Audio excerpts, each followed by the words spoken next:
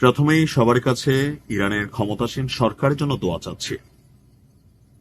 আমি দোয়া চাচ্ছি দুইটা কারণে। প্রথমত হচ্ছে ইরান যেন হেফাজত থাকে, আর দ্বিতীয় হচ্ছে দীর্ঘদিন যাবৎ আমি এত পরিমাণ নিউজ করেছি ইরানকে বা ইরানের সামরিক শক্তি সম্পর্কে, শিয়া সুন্নি মতভেদের বাইরে গিয়ে ইরান যে আসলে কি অবস্থায় বিশ্বকে শাসন করে, আমার নিউজের মাধ্যমে বাংলাদেশের লক্ষ লক্ষ মানুষ আপনারা জেনেছেন।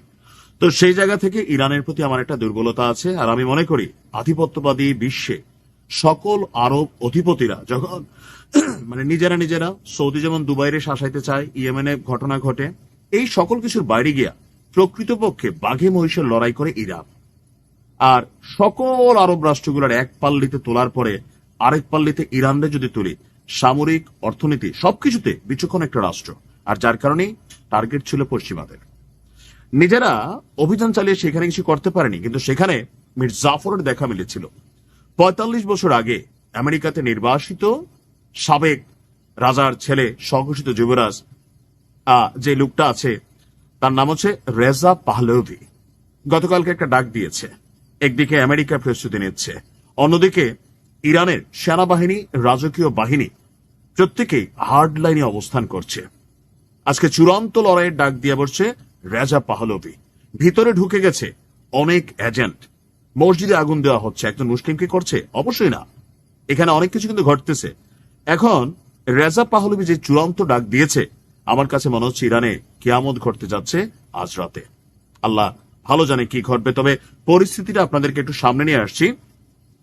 এখানে সকালের খবরের সাথে বিকালের খবর মিলবে না, আবারও বলি, কারণ আন্দোলন বা বিক্ষোভ বা যুদ্ধ যখন চলে, এক এক সময় এক একটা পরিস্থিতি দাঁড় হয়ে যায়। তো আমরা দেখছি যে গণবিক্ষোভ এই মুহূর্তে এক ভয়ঙ্কর মোড় আবার নিয়ে বসছে, যে কয়েক দশক নির্বাসনে থাকা ইরানের শেষ শাহের ছেলে রেজা পাহলভি এক জরুরি ভিডিও বার্তায় আন্দোলনকারীদেরকে নতুন এক নির্দেশনা দিয়েছেন। রাজধানী তেহরান সহ প্রত্যেকটা গুরুত্বপূর্ণ শহরকে জীবনের বিনিময়ে দখলের জন্য বলেছেন। তো তুই যাস না কেন বাবা? তোর ছেলে কোথায়? আমেরিকা। তুমি কোথায়? আমেরিকা। বউ, নাতি, বাচ্চা সব আমেরিকায়। জনগণকে ঝাঁপাইয়া পড়বে। আসার পরে প্রধানমন্ত্রী হওয়ার চেষ্টা কর তার, গণতন্ত্র ফিরে আনার চেষ্টা কর তার। ট্রাম্পের সাথে মিলঝিল কইরা যে ঘটনাটা ঘটালো, ট্রাম্প বলল যে না বাবা, তোমার দিয়ে নতুন ইরানের দায়িত্ব হবে না।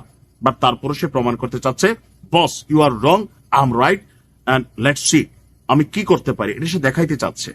এখন সে যেভাবে জনগণকে সামনে নিয়ে আসতেছে, সরকারি সেনাবাহিনী থেকে শুরু করে যে বাহিনীগুলো মুখোমুখি হচ্ছে, ক্ষতিটা কার হবে?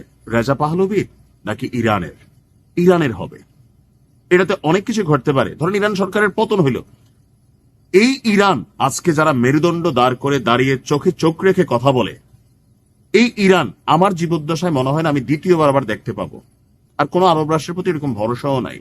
এই ইরানের কারণে বীররা বীর হইতে পারছে, এই ইরানের কারণে ইয়েমেন তাদের অবস্থান তৈরি করছে, এই ইরানের কারণে অনেকগুলো রাষ্ট্র তারা নিজেরা নিজেদের মেরুদণ্ড নিয়ে কথা বলে একটা সম্মিলিত অভিযান চলে। আপনারা দেখছেন যে ওই দেশটার বিরুদ্ধে, দুষ্ট ছেলের দেশটার বিরুদ্ধে কিভাবে ধাপে ধাপে বিভিন্ন জায়গা থেকে এদেরকে ব্যালেন্স রাখা হয়েছে।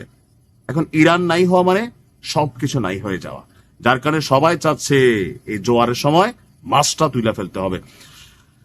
দর্শক, রেজা পাহলভির ভিডিও বার্তা হচ্ছে আমাদের লক্ষ্য এখন আর শুধু রাস্তায় নামানো, তো কি লক্ষ্য হচ্ছে শহরের কেন্দ্রগুলো দখল এবং ধরে রাখা।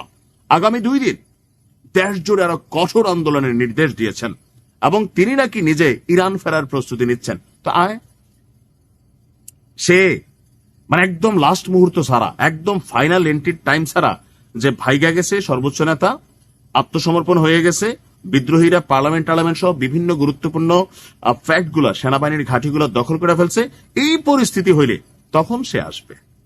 প্রস্তুতি নিচ্ছে, আসে নাই কিন্তু। জনগণটা বুঝতেছে আমি আসতেছি, তোমরা যাও যাও ঝাঁপাই পড়ো। বলা হচ্ছে যে এবার যেমনি হোক এই সরকারকে দেখাইতে হবে। সেনাবাহিনী বলছে রেড লাইন, আর একটা প্রতিষ্ঠানে যদি হাত দাও, সে হাত কিন্তু সাইজ করা হবে। অনেকগুলো মানুষ কিন্তু মারা গেছে, দুই পক্ষেরই যাচ্ছে। বাট ক্ষতিগ্রস্ত কে হচ্ছে, কে কারে মারছে, কেন মারছে? দিন শেষে এতটুকু যদি না বোঝে তাহলে সমস্যা।